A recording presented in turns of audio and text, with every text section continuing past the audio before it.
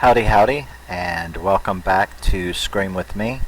My name is Red Rusty66, or just Rusty, and this is my horror and music channel where I talk about my favorite movies, mostly, and my favorite music, and there you go.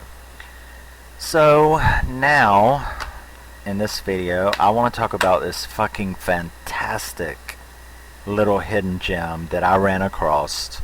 I'd never heard of it. Doing my little looking in the dark corners for cool horror movies, I ran across this little movie from 2009 called Forget Me Not. Some friendships never die. Forget Me Not. It kind of sounded like it was going to be like Unfriended or something like that, but it's not. It's nothing like that. So yeah, Forget Me Not from 2009. So, okay. It's directed by Tyler Oliver. It was written by Jamieson and Tyler Oliver. It stars Carly Schroeder, Cody Linley, and Brie Gabrielle, and I'm going to look at the others because I really loved this group and I think they deserve the credit. Micah Alberti, Jillian Murray, and Zachary Abel are three of the others of this little group, and this was a fucking fascinating movie. Let me see if I can do it justice with the synopsis here. The movie starts with a upper middle class brother and sister. That's the two main stars of the movie, is a brother and sister, and they have this little group of friends. There's like, I think 5 or 6 of them, and they're just like the typical urban legend, whatever, the typical core victim group, and they do the usual. It's pretty cool, and it just goes on like a normal late 2000s, early 2010s horror movie of that genre, and things start getting weird when they start having weird visions. The main girl, I guess Carly Schroeder, she starts having these weird, uncomfortable visions, sort of supernatural in nature. And I would say that this is a supernatural slasher. So, yeah, it's an interesting combo, a supernatural slasher. So you don't have like a killer running around like Jason or Michael, but you do have slasher kills, but it's by a supernatural entity, which is pretty cool. I like the way they blended these two genres.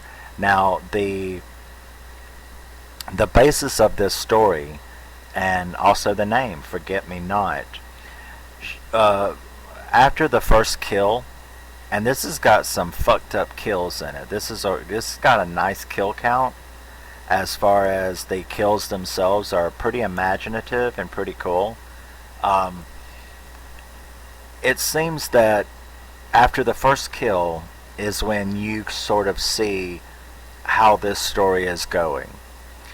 She hears about the death of this friend, one of the core victim group, and she, is upset about it. Her friends all show up, and she's like, they're talking about going away to the beach or to a cabin or something to a cabin, to hang out and stuff, and she begins to notice, as you begin to notice, that they're not acting sad or upset or anything like that.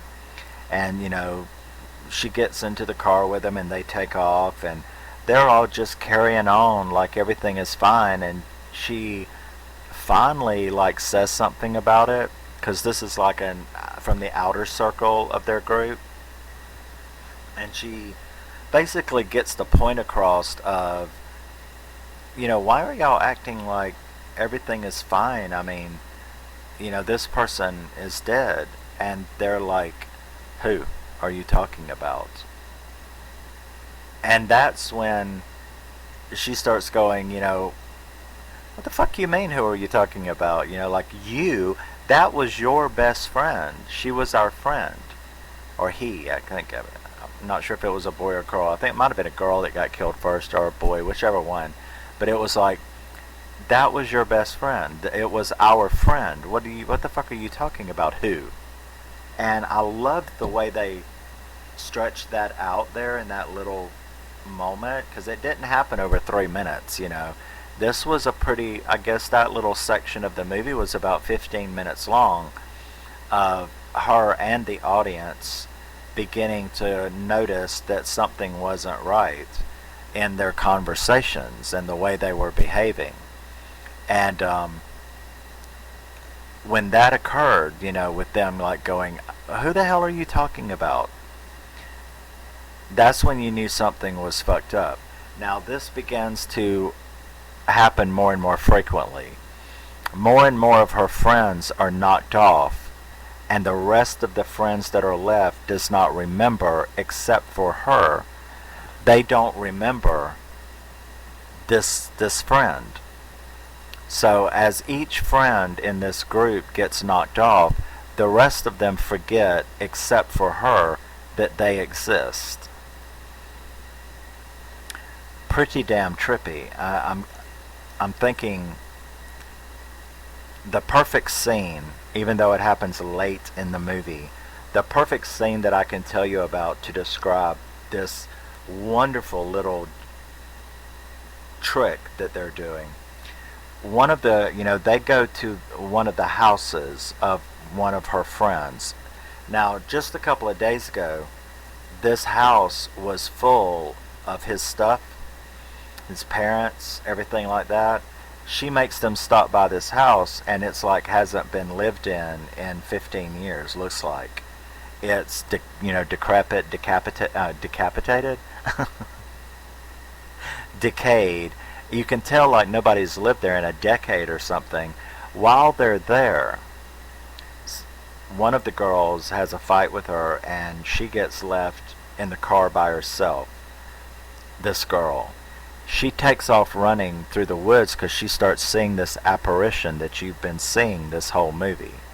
It's sort of like the Grudge kind of apparition. It really reminds me of the Grudge, the apparition itself, the entity. So it's like chasing this girl through the woods. They come out and chase after her. Now she's the one that come out first, so she is in the lead. She's way ahead of the others. And she's chasing the girl through the woods, Stop, it's okay, I'm sorry, come back, and crap like that. She witnesses, and the others, there's like 3 or 4 left, they're running behind, but they're just out of view. They can see her up ahead, the actress, the main star. They can see her up ahead, but they can't see the girl in front of her that they're chasing. But she like falls into this hole and starts like being covered up with sand by this entity. Now the main girl, she witnesses the whole thing right up to where there's nothing but like her hand sticking up out of the sand, and she grabs a hold of it and pulls down. Now her other friends, the 3 other friends behind her, are right around the corner. I mean, they're like 50 yards away. So they're right around the corner and just out of view. And then they can see her on her knees doing something on the ground. And they're like, is that her? Is that her? And they call her name and all that. The girl's hand goes under the sand. She's like screaming, trying to dig her out. The people behind her were just calling that girl's name. Okay? But by the time they get to her, 15 seconds after her hand goes under the sand, they're like, what are you doing? And she's like, help me get her out, help me get her out. She's under there. And they're like, who? What are you doing out here? What are you digging in this sand for? And man, you're like, oh fuck, that was good. That was good. I mean, they played that so fucking good. They forgot the girl existed between the 15 seconds behind the star who's on her knees trying to dig her out and getting to her. They forget that the girl exists. Just like all the other friends that have died and gone. When it gets down to where there's basically no one left but her brother, and her boyfriend, that everybody else has been killed in this 7-8 person group. And the guy, the boyfriend, doesn't remember any of them. But he trusts her, and he believes her that something's going on. So, her and her brother now, and this is where you start finding out what the fuck is going on. When she was a child, because she's been friends with this like group since 5th grade, about 4th or 5th grade, elementary school. So when she was that age, right as she was meeting this group, she met a girl that was sickly who lived in the neighborhood, and they were friends. They were very close friends, and they played a game where they went out into the graveyard, and I can't remember exactly how the game, what the game was. It wasn't that important. It was just a childhood game that they played, in which they were like, if you're the one who got caught in the game, you were forgotten, you were dismissed. And so it was like a process of elimination. And whoever was the last one was the only one. It was just a childhood game. And she brought this circle of friends to them to play this game. And this girl who had gotten more and more sickly, she was kind of sickly and a little mental. So she was growing up, and she had found this group of friends. And this girl, a lot of the time, couldn't come out and play. So this girl started getting real psychotically jealous of her, because she had this group of friends now, and she even went out there and caught them playing this game, their game, that was just, for them, for her and this girl. So that's what set her off. Now, her behavior pissed them off so bad, her friend and this, the group, that they played a joke on the girl. This joke fucked her up. Fucked her up bad, mentally. You kind of get that Terror Train vibe, where you play the joke on, the silly joke on the friend, and they come back later as a serial killer. Yeah, there you go. They played a joke on this girl that got her both physically and psychologically very, very hurt. And they all let it slide. Now, this girl is basically been in a coma for a long time, at a convent type hospital. So her and her brother and her boyfriend, who also ends up being knocked off, leaving just her and her brother, they now know the secret. And she goes to the hospital to try to get her to stop doing what she's doing. And there's sort of like a psychic showdown between her and this girl, who, and I really don't want to tell you the actual final end of it, but she has a showdown with this girl and ends up being put into the sanitarium herself, and the other girl gets out. She wakes up from the coma after causing all of this mayhem with this psychic entity. And what's interesting about it, though, is that there is no happy ending. They don't, this is one of those movies without a happy ending. Because there was no spell that was broken and then everything went back to normal. These people are gone. They don't come back. They're the group of kids, they don't come back.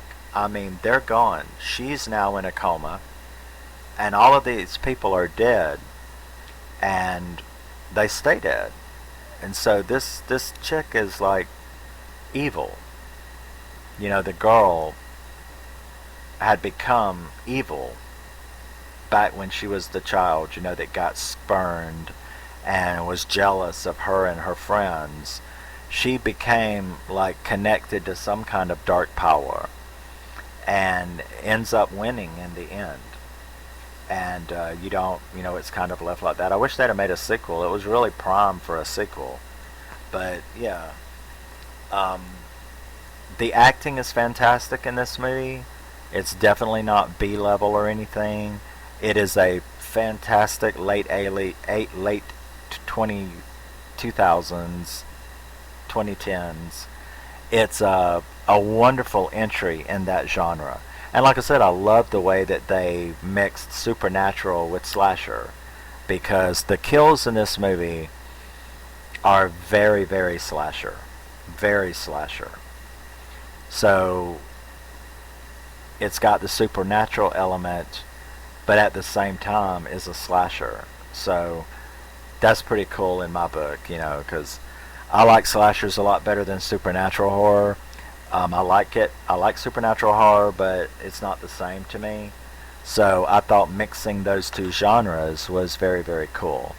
So you should check it out if you've never seen it. It is definitely worth buying. Like most things, it's pretty good, easy to find and not that big a deal. This was a little rarer than most of them, but it's still easy to find. If you're a collector, you can get it for under a tenner, probably brand new, and less if you get it, like new or very good. But Forget Me Not 2009. This is a fantastic hidden gem. I love finding it, and I'm very glad to be able to share it with you people, in case you can go rent it or find it or buy it for your collection, because this is a kick-ass movie. It brings in the supernatural fans, and it really does really well in bringing in the slasher fans, because that girl, she became an evil terror, and her evil manifested in a slasher killer who killed them all nasty. There ain't no disappearing into a black hole or anything in this movie, or running from a ghost or something. This one hunts them down and kills them like Jason. It's a slasher. I would say more Michael, but it's very creative the way this entity, which is actually that girl, but the way this entity tracks them down and kills them in various horrible ways is pretty cool. So that's a pretty cool horror movie, and you could do a lot worse than checking it out and adding it to your collection. But I thank you for listening to me jabble on in my cheap microphone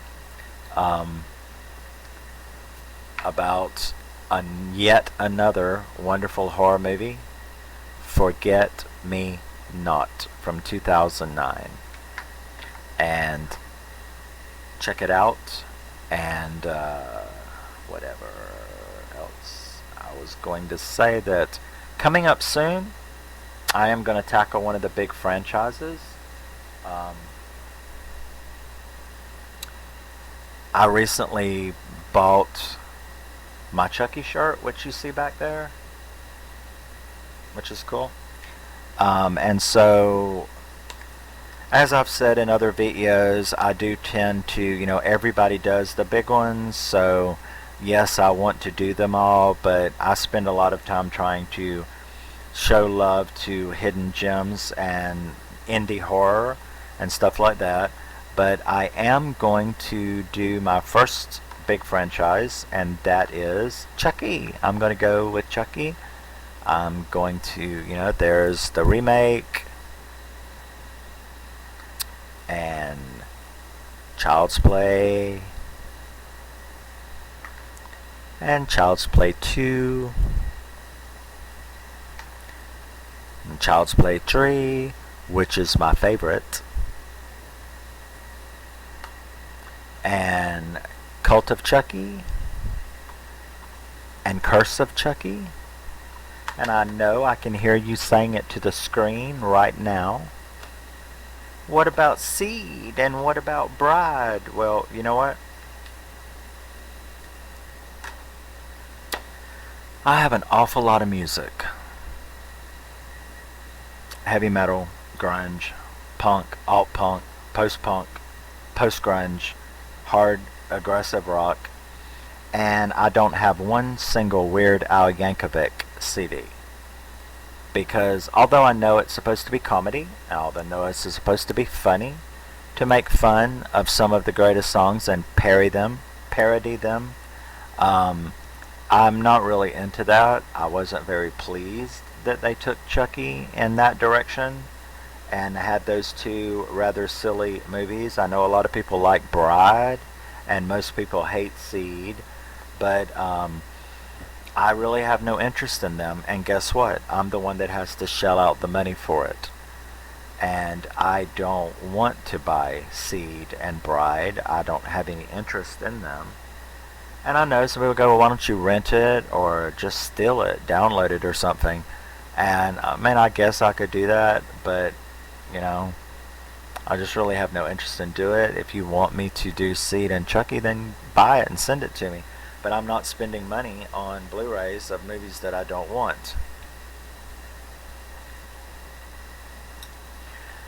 And there you go. I'm such a bitch. I mean, people just, I know people think I'm like a bitch. I bitch about stuff on here, but I don't know. Around the horror circle of channels that I'm in, I've been offended more than once. Just you understand? So, yeah, I don't like Seed. I don't like Bride. Okay, fine. I've never even seen them because I've read about them and I don't want to see them. But no, you saw that cost me some money right there to buy all those. So I am not going to buy movies that I have no interest in seeing. But I'm still. That's the franchise. That's the first big franchise that I'm going to do, and that should be coming up soon because I'm kind of excited to sit and binge watch them. So yeah, I will see you soon with the next one, which will probably be this Night of the Comet. I am so fucking happy to have that right there. But I will see all of you later in the next one. I appreciate you listening to me run my fucking mouth. And I will see you later. Love ya. Miss ya. Bye-bye.